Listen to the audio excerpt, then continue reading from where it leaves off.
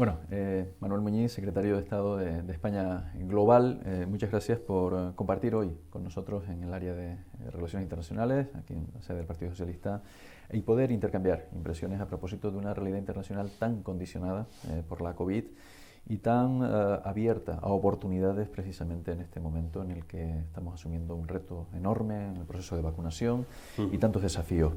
Desde esa perspectiva te quería preguntar, en un primer término, la recientemente aprobada estrategia de acción exterior, el trabajo desarrollado desde el Ministerio de Exteriores y en concreto desde tu Secretaría de Estado.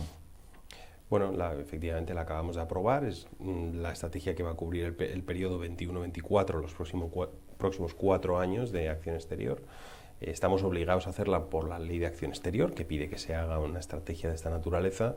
Es el documento de referencia para todo lo que tiene que ver con la acción exterior española, no solamente lo que hace el Ministerio de Asuntos Exteriores, sino también lo que hace el Ministerio de Defensa, de Economía, de Comercio y de Turismo, la acción de España internacional. Bueno, tú la conoces bien porque de hecho va a las Cortes, ¿no? Y la ministra tuvo ocasión de comparecer tanto en el Congreso como en el Senado para explicarla.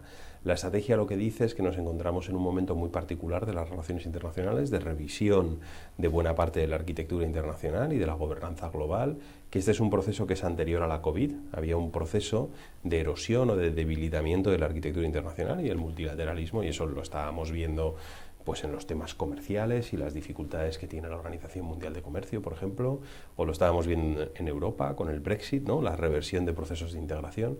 Nuestra opinión, y así lo recoge la estrategia, es que la COVID acelera parte de este proceso, puede ser un gran acelerador, porque tiene un impacto muy desigual dentro de nuestras sociedades, puede generar, si no se gestiona con enorme equidad la pandemia, tanto la gestión sanitaria como la económica, puede agravar las brechas socioeconómicas, y esas brechas estaban detrás, en gran medida, del ascenso del nacionalpopulismo y de la fractura del orden internacional, ¿no? Entonces la COVID puede ser un gran acelerador. Por eso el Gobierno de España, por cierto, entre otros, porque no hemos estado solos en este ejercicio, se ha esforzado tanto porque la salida de la crisis fuese equitativa, ¿no? A través de los fondos europeos, de las medidas que se han tomado en España, ERTES y otros, y también en la parte sanitaria, ¿no? No es casual que la campaña de vacunación en España, por ejemplo, sea gratuita, sea universal, sea pública. Todo eso responde a esta lógica, ¿no? Entonces la estrategia dibuja ese escenario de mayor justicia tanto dentro de nuestros países como fuera para fortalecer el multilateralismo y el orden internacional abierto.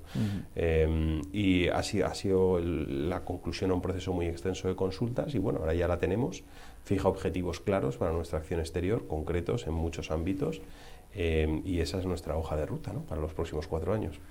Hoja de ruta también en la que tenemos que fijar el foco sobre la reactivación económica. Has hablado de los fondos europeos, pero hay un aspecto importantísimo para España.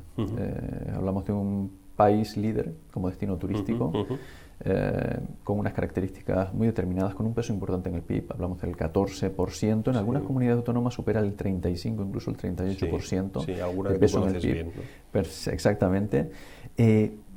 Manuel, ¿en qué momento nos encontramos a propósito de la aprobación del certificado verde digital, ese trabajo que se está desarrollando en el ámbito de la Unión Europea, también en la OCDE? A ver, este es un tema que, de nuevo, yo sé que tú lo conoces y que hay gente que lo siga esto también, pero es preeminentemente técnico, pero no por ser técnico deja de ser menos relevante y menos sistémico, ¿no? Que es el tipo de requisitos que ponemos para la entrada en nuestro país, requisitos sanitarios o que se exigen en retorno, ¿no? La enorme diversidad de estas medidas que se empiezan a implementar con la llegada de la pandemia y su naturaleza cambiante, entonces en distintos países se piden distintas cosas y demás, en el agregado ha producido que la movilidad el año pasado cayese entre un 80 y un 90%, eso tiene un efecto demoledor para nuestra economía del turismo, ¿no? ¿Qué estamos haciendo en el ámbito europeo? Y aquí quiero señalar 2 grandes temas, ¿no? El primero es, hemos acordado, los 27 Estados miembros de la Unión Europea, revisar el marco de la gestión de la frontera exterior de la Unión, o sea, con todos los terceros países del mundo, ¿no? Y lo que hemos acordado es identificar una serie de países como países seguros, una lista más larga que la que teníamos hasta la fecha, más generosa. Previsiblemente se van a incluir países como el Reino Unido, como Japón y como alguno más. Desde esos países la entrada en la Unión Europea no va a plantear restricciones, no va a haber restricciones a la venida del turismo, eso es muy importante para nuestro país, sobre todo el caso británico. Y de los terceros países que no se cataloguen en esta lista de países particularmente seguros por la situación epidemiológica, los 27 Estados miembros hemos acordado aceptar certificados de vacunación de vacunas aprobadas por la Agencia Europea del Medicamento, pauta completa. Eso significa que los particulares vacunados van a poder entrar en nuestro país para hacer actividades no fundamentales, o sea, turismo y otras, ¿no?, que no estaban catalogadas como fundamentales hasta la fecha, ¿no? Entonces esto es un viraje importante y esto nos va a dar flujo, creo, turístico en el verano. ¿Qué está pasando en el ámbito de movilidad intraeuropea, o sea, dentro de la Unión Europea? Que para nosotros es vital porque un porcentaje enorme de nuestro turismo viene de otros países comunitarios. Bueno, ahí efectivamente estamos en un proceso de aprobar un certificado verde digital que va a ser básicamente un código QR que se va a poder llevar en soporte en tu teléfono o en papel, que va a tener información de si has sido vacunado, si tienes una prueba diagnóstica COVID negativa en un plazo reciente o si has superado la enfermedad en los últimos 6 meses. Bueno, ese código QR se va a poder leer en las fronteras, en la llegada a los países, y las autoridades de frontera con fiabilidad van a poder saber el estatus sanitario de ese viajero. Entonces esto va a facilitar enormemente también la movilidad dentro de la Unión Europea de cara al verano.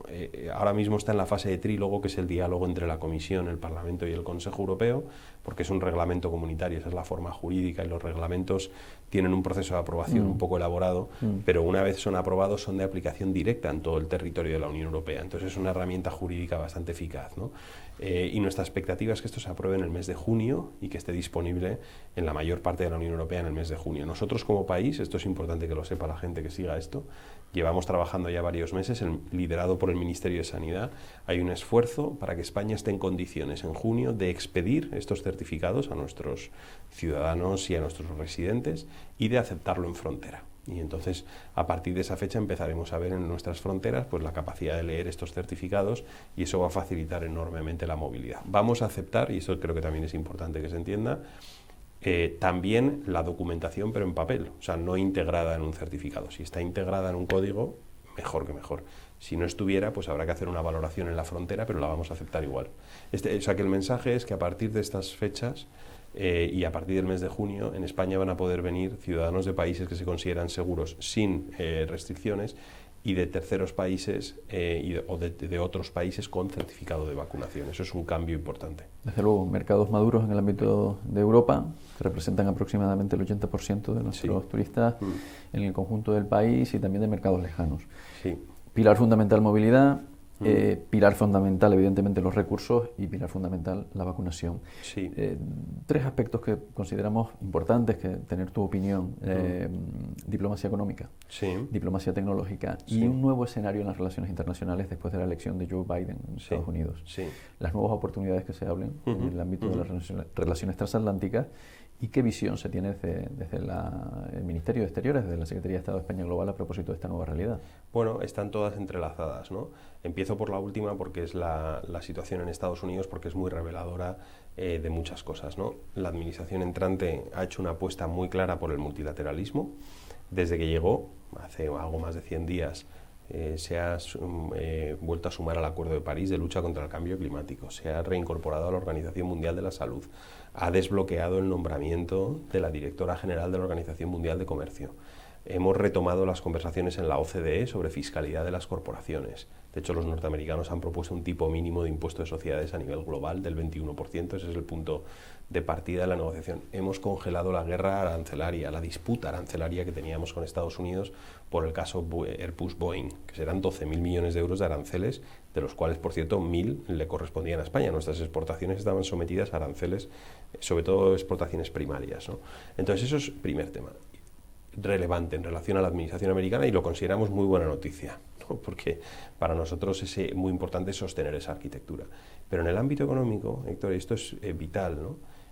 El presidente Biden ha aprobado ya un plan de 1,9 billones de dólares de estímulo, pero tiene otros 2, uno de infraestructura y otro que llama el plan de familias, que son otros 2 más o menos billones cada uno. O sea, en total hablamos de 6 billones de dólares de estímulo económico.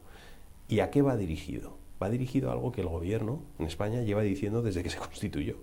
Va dirigido a sostener las clases medias, bueno, a inversiones en infraestructuras, digitalización y sostenibilidad, pero en el fondo, ¿a qué va? A crear empleos de calidad, a sostener las clases medias, y se va a financiar a través de un recalibrado fiscal que va a las rentas de capital, van a subir el impuesto de sociedades y van a eliminar una serie de exenciones que había en el código tributario corporativo, y también a las altas rentas del trabajo, a los grandes beneficiarios de la transformación tecnológica. Entonces, se está reconfigurando ahí una especie de nuevo contrato social, que es algo que España viene pidiendo. Por cierto, en nuestra estrategia de acción exterior hay un eje entero de acción, que es construir una economía más justa a nivel internacional, y eso se puede hacer a través de la diplomacia económica. Al margen de eso, por cierto, a España le puede beneficiar enormemente que la economía americana entre en un proceso acelerado de crecimiento. El mayor stock de inversión extranjera que tiene España es en Estados Unidos. Tenemos más de 84.000 millones de euros de stock de inversión. Es un socio comercial importantísimo, etcétera, ¿no? Entonces, si a esta buena noticia, que va a ser un pool, va a tener un efecto tractor de crecimiento a nivel global. El otro día veía unas estimaciones de la OCDE, solo el primer plan, el de 1,9 billones, había producido un aumento del crecimiento en la eurozona del 0,5% en el PIB de este año. Una cosa extraordinaria, ¿no? Pero si a esto le sumas el marco financiero plurianual de la Unión Europea, que aprobamos el año pasado, y los fondos Next Generation europeos, que todo el mundo sabe que a España le corresponden del orden de 140.000 millones de euros, estamos hablando de que se dan una serie de circunstancias que nos permiten ser razonablemente optimistas, ¿no? Y aquí hago un último comentario, ¿no? Y conecto con lo que empecé. Es muy importante que ese crecimiento que se vaya a producir nos lleve a una economía más productiva, más competitiva, más circular, más sostenible, descarbonizada, pero una economía más justa, más equitativa. Hemos aprendido todos que los errores que se cometieron en el 2007, 2008, 2009, que fue una salida de la crisis económica muy desigual, tienen consecuencias muy severas en el campo de la política, en el campo social y del sufrimiento de nuestras sociedades, y en el campo de la política internacional, ¿no? Pero eso está claramente interiorizado y aprendido. Entonces, nuestra diplomacia económica, por lo menos así lo entiendo yo, debe estar volcada en consolidar esa recuperación y en construir esta economía internacional mucho más justa y equitativa. Bueno, para concluir, hemos hablado de Europa, hemos hablado de relaciones transatlánticas. Me gustaría tener tu opinión a propósito de la visión que se tiene o la oportunidad que ofrece el continente africano, por un lado, y por otro lado, los grandes retos que debemos asumir también en América Latina.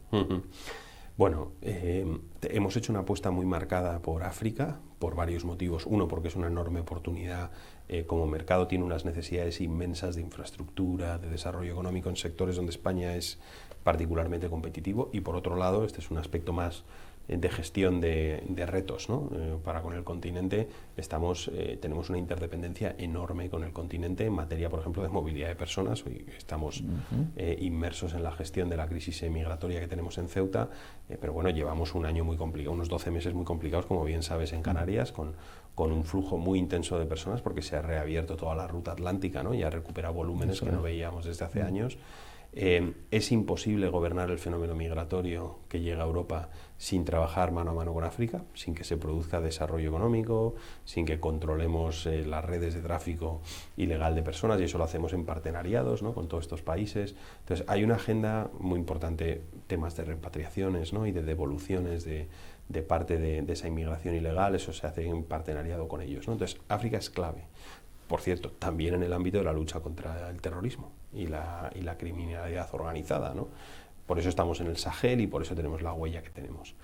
En América Latina el reto es parecido, es de la misma escala, ¿no? Sigue siendo una región es una región vital para nosotros en el ámbito económico, por ejemplo. Se han producido una serie de desinversiones de nuestras empresas, pero seguimos teniendo una huella inmensa y significativa. La región se enfrenta a unos retos enormes. Ha sufrido la peor recesión el año pasado como región de los últimos 100 años. Es peor, la contracción en América Latina en el 2020 económica fue del 5% del PIB, superior a la posterior a la crisis del 29 y de los años 30. A eso se suma más bien a lo que venía siendo un periodo de crecimiento muy exiguo. Los 5 o 6 años anteriores al 2019 era el periodo de menor crecimiento de los anteriores 70 años en América Latina, ¿no? Entonces, hacen falta una serie de reformas, de inversiones importantes, de inversiones en capital humano en la región, para que la región vuelva a retomar la senda del crecimiento. Y ahí España tiene que estar, ¿no? Y tenemos que estar con aliados nuestros y con países que son clave para nuestra economía y para nuestra huella política en el continente, ¿no? Y nuestro compromiso está claro. Acaba de ser la cumbre iberoamericana en Andorra, ¿no? Donde lo hemos vuelto a expresar. Queremos hacer más en el ámbito de la colaboración y de la cooperación y solidaridad en el ámbito de la salud, ¿no? Hemos hecho un compromiso de donación de vacunas enorme. cosa importante para nuestro país, ¿no? Entonces, hay ahí un abanico de temas que van desde lo institucional, lo político, la resolución de conflictos en la región, que también los hay, el caso venezolano siendo el más llamativo, a ámbitos de diplomacia económica que son centrales, ¿no? Un auténtico desafío. Pues Manuel, muchísimas gracias por acompañarnos y por compartir todos estos puntos que hemos tratado en el día de hoy, así que te reitero el agradecimiento y te emplazamos para la próxima ocasión poder hablar de la consecución de estos grandes logros en los que estamos ahora mismo inmersos en nuestra gestión diaria prácticamente. Mucha suerte. Muchas gracias, Héctor.